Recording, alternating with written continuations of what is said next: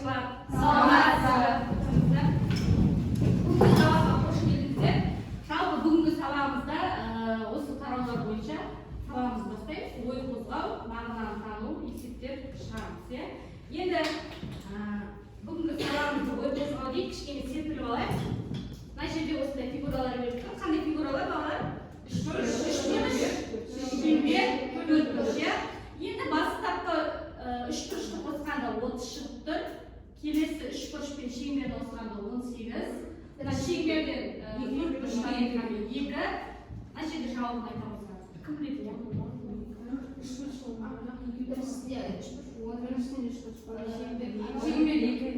Біріншісінде неше болады? 10. Екіншісінде? Мына шеңберде 2 болады. Яғни мынау біреу, мынау біреу. 2 төртеу болады, иә. Сосын 22 шамалы. 22. Қалай? Айта болады. Төртбұрыш 1 қосылған 10, 11, 11-де 2 өтеміз 22. Жауабы 22. Балалар мынандай фигуралар берілген. Атын атап жіберсеңіздер. Кім шығады? Соған деп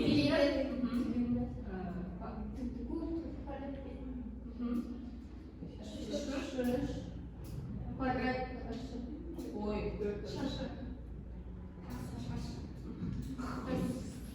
Так, енді наушы, жақсы балалар, біз сіздерге мынандай жұмбақты шешуге берейікші. Кім оқиды?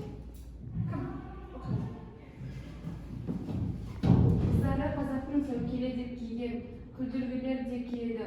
Көрермендер сүйген бекіту үшін түтікті, тетікті толтыру үшін күтікті, қиықтар болып кетті. Бұл қандай геометриялық фигура? Бұл қандай геометриялық фигура? Мына жерде не көріп тұрсыздар балалар? Сәукеле. Қандай фигура ұқсайды? Біз мана фигураларды атадық, төртбұрыш дедік, куб дедік, және цилиндр дедік, шеңбер дедік. Енді біз қандай фигураны қалдырып кеттік? Қандай фигура ұқсайды? Конус. Жақсы балалар. Бүгінгі біздің тақырыбымыз конус және оның элементтері. Бүгінгі күнді жазайық, дәптерлерімізді ашайық. X-ті, ақпанның X-ті, конус және оның элементтері. Дәптерлерімізді ашайық.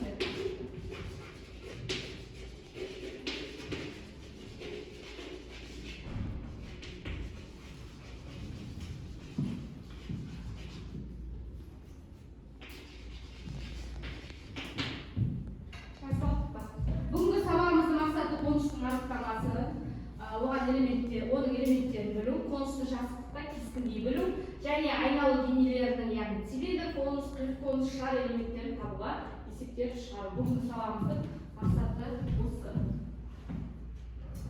Енді ата-бабаларымыз осындай геометриялық фигураларды эстетикалық талғаммен қолданып отырған. Мынау қандай?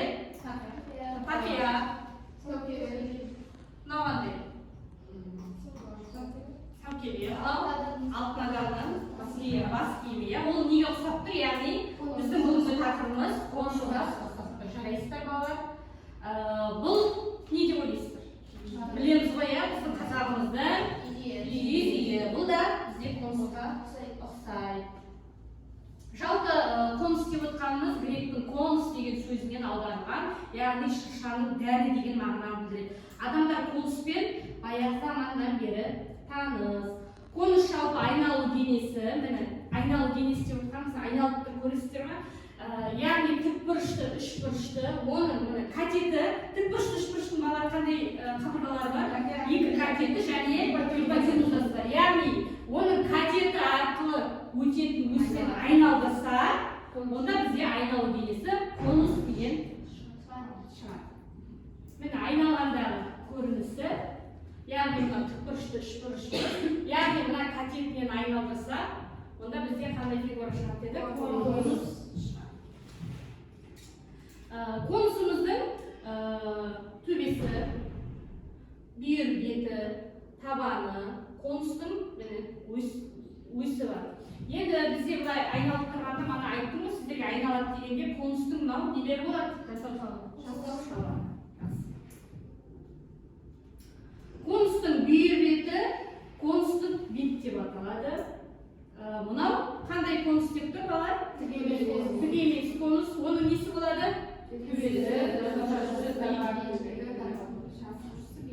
иә. Конустың жазықтық пен қимасы өстік қимасы деп отырғанымыз міне. С, О деп тұр. Яғни мына С, А, Б, үшбұрышы ол өстік не болады? Қима. Мына үшбұрыш өстік қима бола ма? Өстік қима емес. Енді кім оқи қойшы Амангүл?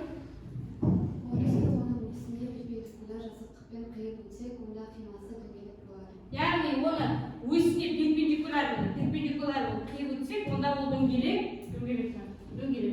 Келесі. Шузай? Егер конустың бейір бетін табанымен қиылыспайтын және конустың өзіне перпендикуляр емес жазықтықпен қиып өтсек, онда қимасы эллипстік. Қимасы эллипс болады. Мынау не? Сонда бізде жақсы балалар, сіздерге 3 топқа тапсырма берейін. Осы тапсырманы орындарыңыздар. Яғни бұл жерде конустың бейір бетінің ауданын табамыз. Бізде не бар? L не? Бізде жасауша, сосын радиус бар. Радиус нешеге тең? 6-ға. Нені табу керек? Аудан. Табамыз. 3 топқа берейін. Дәптерге орындай қояйық. Қайсы орындап бірінші болады, сол тақтаға орындай қойсын.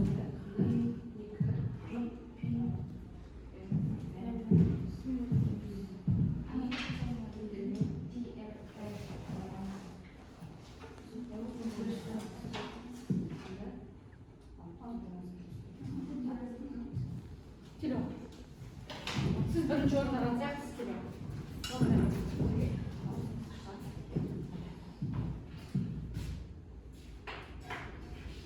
есептің шартында не берілген? Әуелі есептің шартын жасамыз. Берілгені Высошасы бар. L Температурасы радиусы 6. табу керек. Табу керек.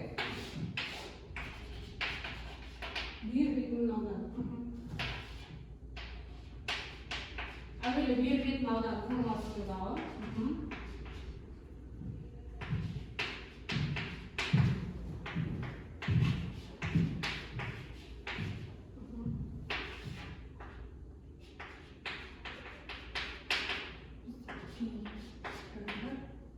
Радиус 6.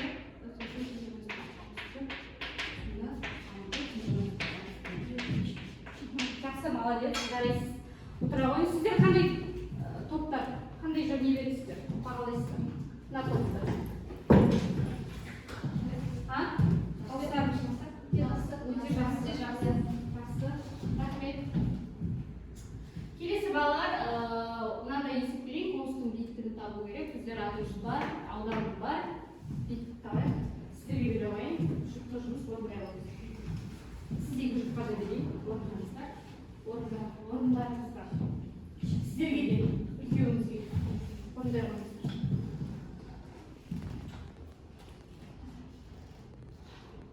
Осыларды айтамын.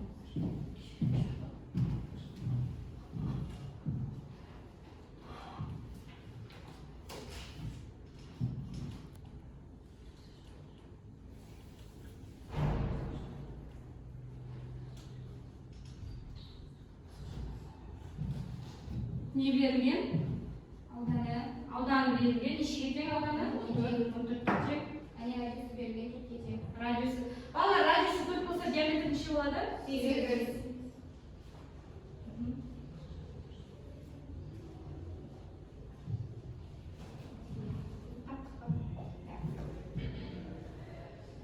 Жақсы, жарайсыздар. Сіздер таптыңыздар.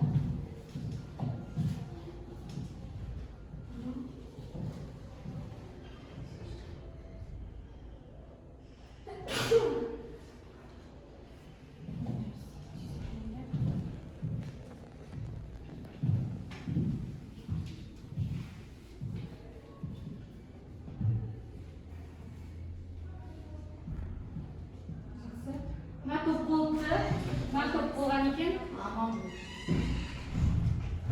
Сіздер болмай жатсыздар, істеп қойыңыз. Аяқтай қояйық дейсіз, радиус пен тек қана аудан берілген биіктікті табу керек.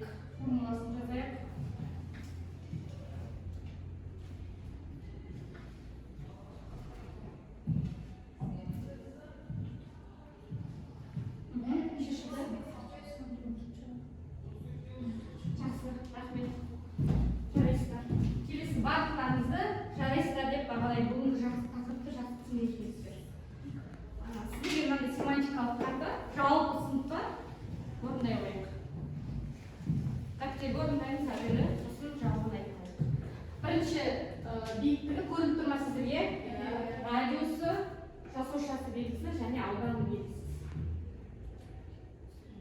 Haydi.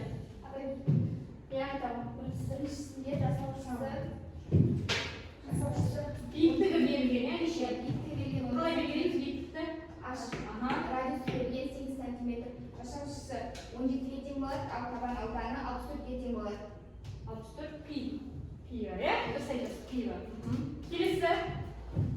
Бұл жерде биіктік берілген, радиус пен жасауша белгісіз болып тұр.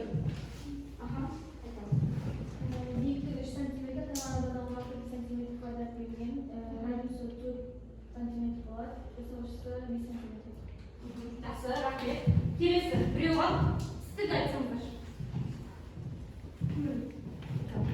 Биіктігі берген 8 сантиметр, сосын жасаушасы 10 сантиметр болып берілген. Радиусы 6, табан ауданы 36,5 сантиметр квадрат болады. Жақсы, рахмет. Тексеріс жөней. Дұрыс па екен, дұрыс емес пе екен? Дұрыс па? Өз өздеріңіз бағалап жіберіңіздерші. Біріншісін кім сіз ғой Динара ойындарыңыз, иә? Дұрыс па екен? Қалай бағалайсыз өз өзіңізді? Жақсы. Сіз ше? Өз өзіңізді қалай бағалайсыз? Дұрыс па сіздікі? Дұрыс. Қалай бағалайсыз? Жақсы. Сіздер? Сіз өте керемет бағалайсыз. Жарайсыз. Жақсы.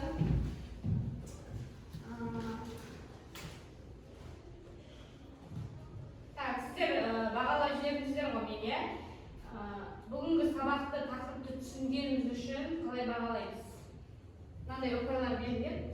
2-3 ұпай маған әлі де оқу керек. 4-5 ұпай мен кереметпін. 6-7 ұпай мен барлығын білемін. Бағалап жүйік. Өз-өзімізді ме? 6-7 ұпай алдым. Барлығын білесіздер? Сіз ше? Асылай. Мен керемет. Кереметпін, жақсы. Сіздер? Мен барлығын білемін. Барлығын білемін. Арна? Мен керемет. Кереметпін. Сіз? Мен барлығын білемін. Барлығын білемін. Кім? Аружан? Мен керемет. Кереметпін. Сіздер барлығыңыз керемет екенсіздер, барлығын біледі екенсіздер. Сіз Алия? Кереметпін. Жансая? Кереметпін. Сіз? Мен барлығын білемін. Сіз ше? Мен барлығын білемін. Сіз? Мен керемет. Кереметтер көбейген. Сонымен неше ұпай жинадық? Балалар кереметтер кімдер? Қолдарыңызды көтеріп жіберейікші.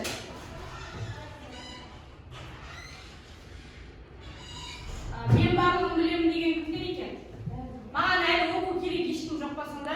Жақсы, бүгінгі сабағымызға керемет деп, мен де керемет деп бағалап жіберейін. Егер сіздерге тапсырма, нөмір 8-ші тапсырма.